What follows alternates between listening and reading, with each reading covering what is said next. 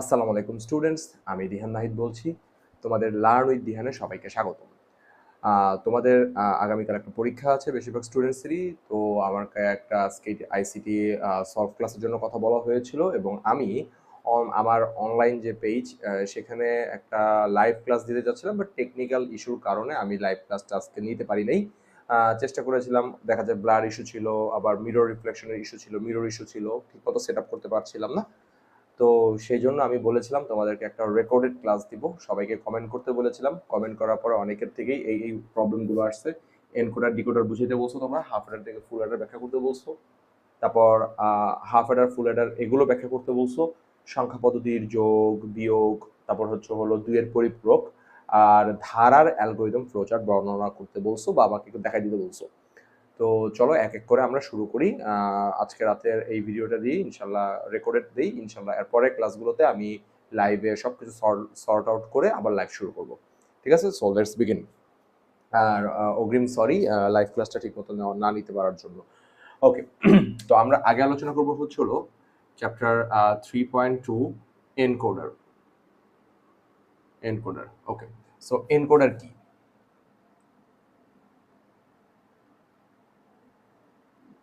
Encoder কি? Encoder হলো এমন একটি সমবায় সার্কিট, সমন্বিত সার্কিট, যা কম্পিউটার মানুষের ভাষাকে কম্পিউটার কোডে রূপান্তর করে। এনকোডার হলো এমন একটি সমন্বিত সার্কিট। এনকোডার হলো এমন একটি সমন্বিত সার্কিট যা কম্পিউটার কোডকে যা কম্পিউটার কোডকে মানুষের সরি একটু ভুল বলেছি, যা মানুষের ভাষাকে কম্পিউটার কোডে রূপান্তর করে। কম্পিউটার কোডে রূপান্তর করে। এনকোডার হচ্ছে এমন একটি সমন্বিত সার্কিট যা মানুষের ভাষাকে কম্পিউটার বোধগম্য কোডে রূপান্তর করে। তো আমি যদি তোমাদেরকে এনকোডারের সার্কিটটা একটু বেসিক্যালি এঁকে দেখাই, তাহলে এনকোডার সার্কিটটা কিছুটা এরকম হয়।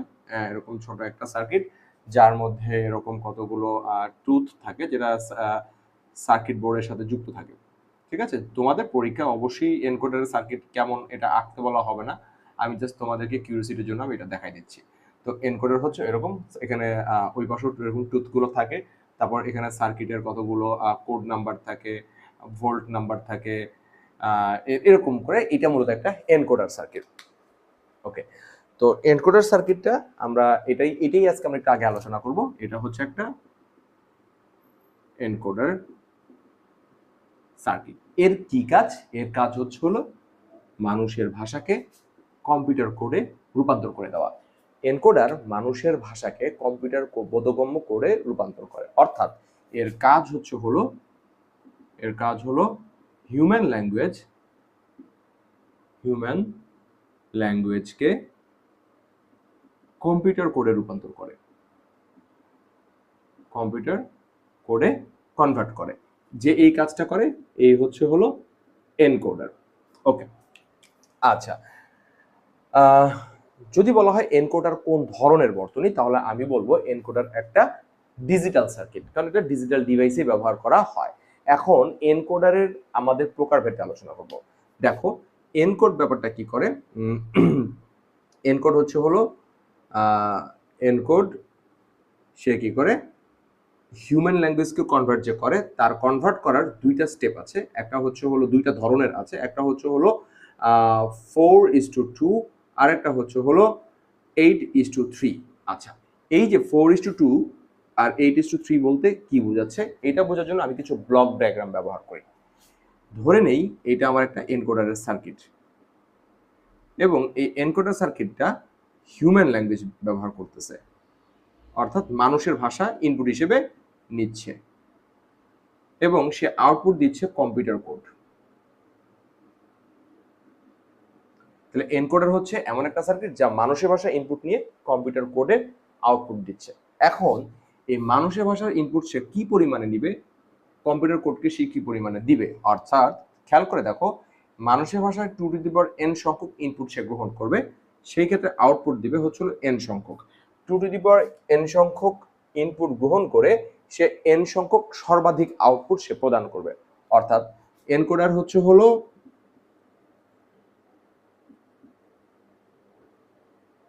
এনকোডার 2n ইনপুট নিয়ে n সংখ্যক আউটপুট যে সার্কিটের মাধ্যমে পাওয়া যায় সেটাই হচ্ছে হলো এনকোডার। এই 2n এর ক্ষেত্রে যখন n = 1 তখন 2 স্কয়ার হয়ে যায় 4, অর্থাৎ তখন ইনপুট n এর মান আমরা 1 ধরবো না, যখন n এর মান 2 তখন 2 স্কয়ার হয়ে যায় 4। তখন সেক্ষেত্রে 4টা ইনপুটের জন্য আউটপুট পাওয়া যায় শুধুই 2টা, কারণ n এর মান 2। আবার n এর মান যখন তুমি ব্যবহার করো হচ্ছে হলো 3, তখন 2 কিউব = 8 হয়ে যায় এবং এর জন্য আউটপুট পাওয়া যায় 3টা। তার মানে দেখা যাচ্ছে 4টা ইনপুটের জন্য এনকোডার 2টা আউটপুট প্রদান করে, 8টা ইনপুটের জন্য এনকোডার 8টা ইনপুটের জন্য 3টা আউটপুট প্রদান করে। এই যে দুইটা ভ্যারাইটি, একটা হচ্ছে n এর মান যখন 2, n এর মান যখন 2 তখন হচ্ছিল 4:2, n এর মান যখন 3 তখন হচ্ছে 8:3।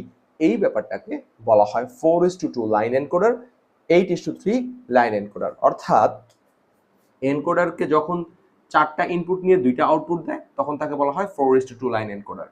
8টা ইনপুট নিয়ে যখন 3টে আউটপুট দেয় তখন তাকে বলা হয় 8:3 লাইন এনকোডার। এই দুইটাই আজকে আমরা দেখে নিব। আগে বোর্ডটা আমি একটু মুছে ফেলি।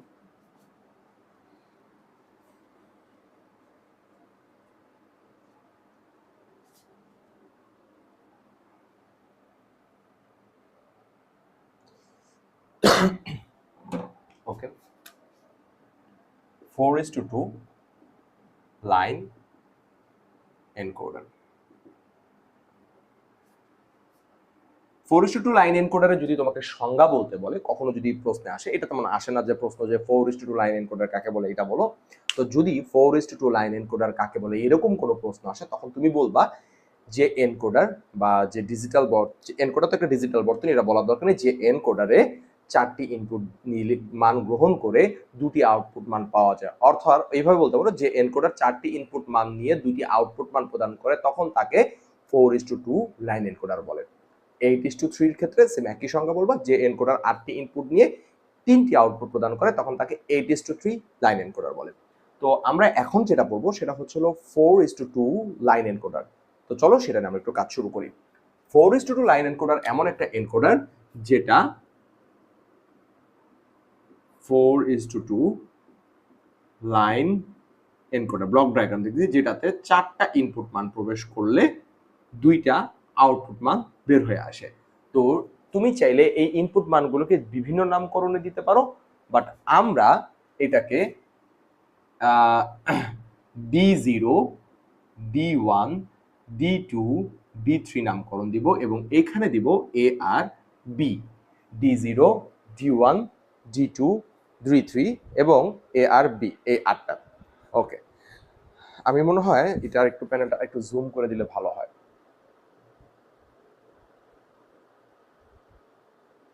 আই গেস এখন আর একটু ক্লিন হলো। 4টা ইনপুট নিয়ে 2টা আউটপুট পাওয়া যায়। এখন এই মানগুলো আমরা কিভাবে এ এর মান, বি এর মান সেট করব? দেখো, এ এর মানটা আমরা সেট করব প্রথম দুইটা বাদ দিব। তাহলে নিব কি D1 plus D2 plus D3। প্রথম দুইটা মান যদি বাদ যায় তাহলে এখানে আমরা D2 প্লাস D3 নিতে পারতেছি, এবং আমরা প্রথম দুইটা বাদ দিব, প্রথম দুইটা নিব। এনকোডার বানানোর সার্কিটের শর্ত এটা। আর বি এর মান হবে D1 প্লাস D3। অর্থাৎ দেখো, যদি তুমি মনে রাখতে চাও তাহলে হবে 2টা বাদ 2টা আছে গেল, এবং এরপরে দেখবা একটা বাদ একটা আছে, অর্থাৎ D1 D3, এটা বি এর মান। তাহলে আমরা কি করলাম দেখো, আবার জিনিসটা খুবই সহজ। আমার যদি এনকোডার হয় 4:2, ইনপুট যদি হয় 4টা, তাহলে প্রথমে 2টা বাদ দিব, অর্ধেক বাদ দিয়ে দিব। অর্ধেক বাদ দেওয়ার পর তার অর্ধেকটা নিব, এটা হবে এর মান D2 D3। এবার বি এর ক্ষেত্রে একটা করে বাদ, প্রথমে যা বাদ দিয়েছিলাম এবার তার অর্ধেক বাদ। প্রথমে দিয়েছিলাম 2টা করে বাদ, এখন দিব একটা করে বাদ। তাহলে এখন হলো D0 বাদ D1 আছে, আবার D2 বাদ D3 আছে। এটা হচ্ছে এনকোডারের ব্লক ডায়াগ্রাম।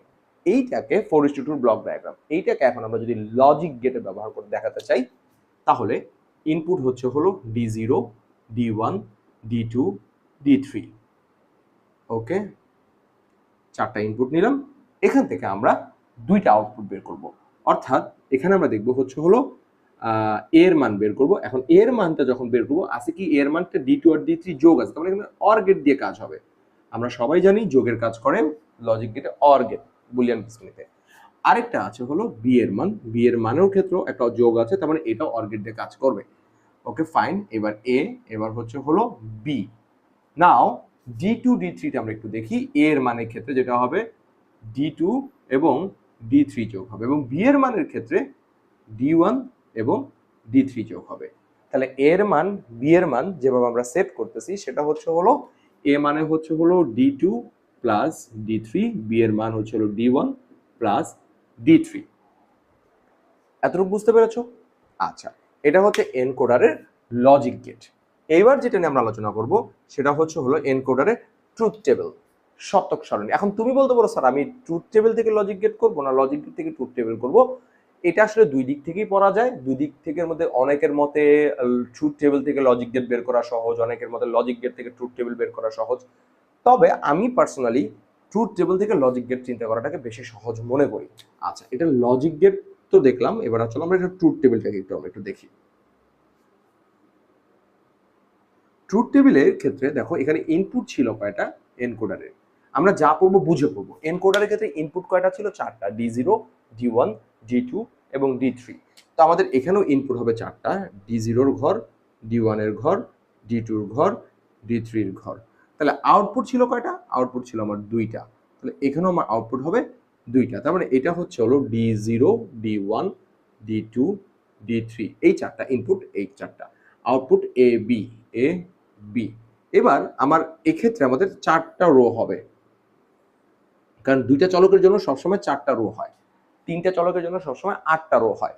তো এটা আমরা জানি। এখন এনকোডারের একটা কমন বৈশিষ্ট্য আছে। এনকোডারের একটা কমন বৈশিষ্ট্য কি একটু চলো আমরা একটু খেয়াল করে দেখি এনকোডারের ফিচারগুলো কি। এনকোডার বৈশিষ্ট্যগুলো হচ্ছে হলো, এনকোডারের বৈশিষ্ট্য হচ্ছে হলো ইনপুট মান নিয়ে এনকোডারের বৈশিষ্ট্য হচ্ছে হলো 2n ইনপুট নিয়ে n সংখ্যক আউটপুট দিবে।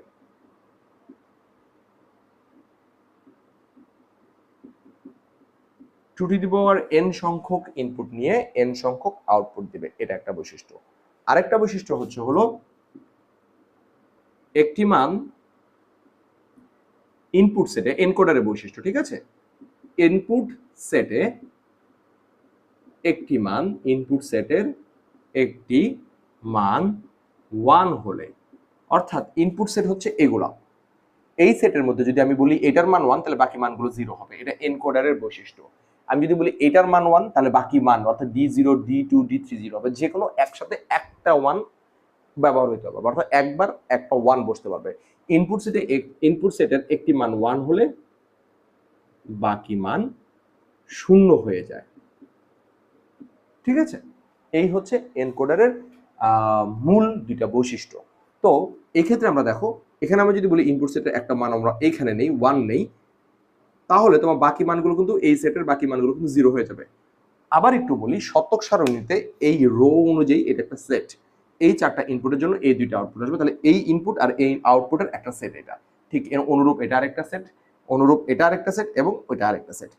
ইনপুট সেটের একটি মান 1 হলে বাকি মানগুলো 0 হবে। ওকে, এবার আমি এই ক্ষেত্রে এইটা নিব, কোনাকুনি নিচ্ছি কেন এটা দেখো, অনেকে শুধু কোনাকুনি লিখে যাও কিন্তু এর কারণটা কি, ব্যাখ্যাটা কি অনেকে বুঝো না। একটি মান 1 বাকি মান 0, এখন এটাকে আমি কোনাকুনি লিখবো, একটি মান 1 বাকি মান 0, আবার কোনাকুনি লিখবো একটি মান 1 বাকি মান 0। তাহলে আমি যদি এইখানে লিখি তাহলে তো সেই একই সেট হয়ে গেল, ভিন্ন কোনো সেট হলো না। 0 0 0, আবার A1 0 0 0। তাহলে দেখো আমি এই সেটআপে মোট 4টা ভিন্ন ভিন্ন সেট পাওয়া যাবে, ইনপুটের 4টা ভিন্ন উপায়ে আমরা সাজাতে পারবো 0 1 দ্বারা, একটি মান 1 বাকি মান 0 এই হিসাবে। তো এখানে 1 বাকি সব 0, এখানে 1 বাকি সব 0, এখানে 1 বাকি সব 0, এইখানে 1 বাকি সব 0। তাহলে এই শর্তটাকে সে মানলো, এই বৈশিষ্ট্যটাকে সে মেনে গেল। ওকে, এইবার আমরা যখন আউটপুট বের করব তখন তুমি যদি বলো যে D2 D3 যোগ করে করে মানগুলো এর মান বসাবা, কোনো সমস্যা নেই। দেখো D2 D3 যোগ করলে 0 করলে 0 হয়, D2 D3 0 হয়, D2 D3 তাহলে 1 হয়, D2 D3, এখানে দেখো 1 হয়। আচ্ছা, শেপটা একটু খেয়াল করে দেখো তো, এটা এ, তাই না? আবার দেখো আরেকটু দেখো, এবার দেখো D1 D3, বি এর মান D1 D3 0, D1 D3, sorry D1 D3, এই যে D1 D3 0, এই যে 0 বসালাম, যোগ করলাম, D1 D3 1, A1, D1 D3 0, A0, D1 D3 1, এই যে আবার 1। তার মানে দেখো এনকোডারের আউটপুটের ক্ষেত্রে যে মানটা, এটা আসলে আমরা যে সপ্তক সারণীর যে বেসিক যে প্যাটার্নটা ব্যবহার করি 0 1 0 1 0 0 1 1, দেখো আসলে ঘুরে ফিরে তাই আসতেছে। বি এর মান সবচেয়ে ডান পাশেরটা 0 1 0 1, এ এর মান 0 0 1 1, এই সেটআপই আসতেছে। আমি বুঝাতে পারছি ব্যাপারটা? ওকে, তাহলে এখানে আমরা কি কি দেখলাম? 4:2 লাইন এনকোডার, এর ব্লক ডায়াগ্রাম, এর লজিক গেট, এর বৈশিষ্ট্য এবং ফাইনালি এর ট্রুথ টেবল। এইটাই হলো 4:2 লাইন এনকোডার। এখন চলো আমরা দেখব এটারই বড় ভাইকে, অর্থাৎ 8:3 লাইন এনকোডার। ঠিক আছে? ওকে।